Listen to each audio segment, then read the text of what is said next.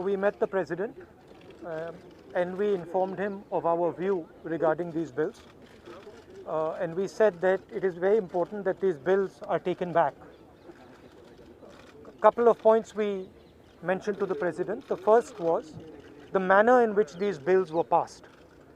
Without any discussion, without a conversation with the opposition parties, and certainly without a discussion with the Kisans of this country who have built this country. So the way the bills were imposed, we see it as an insult to the Kisans of this country.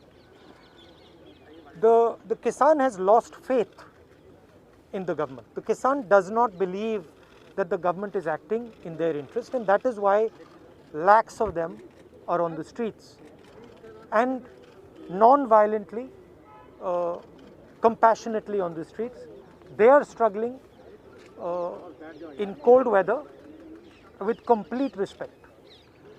So we informed the President that it is absolutely critical that these bills are taken back. Hindi में बता देता हूँ. देखिए, जो किसान है उसने इस देश की नींव रखी है और वो दिन भर इस देश के लिए काम करता है. ये जो बिल पास किए गए हैं ये किसान विरोधी बिल हैं.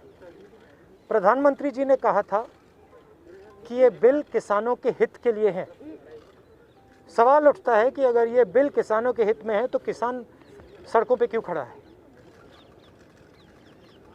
किसान इतना गुस्सा क्यों है? क्योंकि इन बिलों का लक्ष्य प्रधानमंत्री जी के मित्रों को हिंदुस्तान का जो एग्रीकल्चरल सिस्टम है वो पकड़ाने का है. और किसान इस बात को बहुत अच्छी तरह समझ गया है. किसान की शक्ति के सामने कोई नहीं खड़ा हो सकता है. और सरकार को गलतफहमी में नहीं होना चाहिए.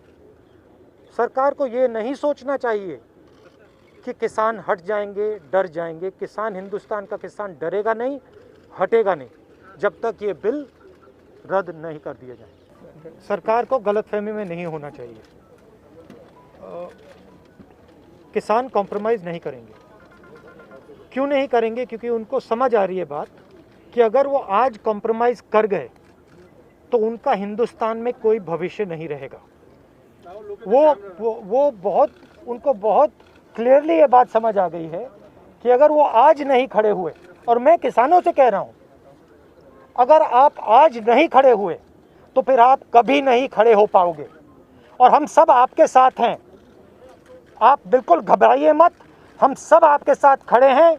आपको कोई पीछे नहीं हिला सकता. आप हिंदुस्तान हो. Thank you.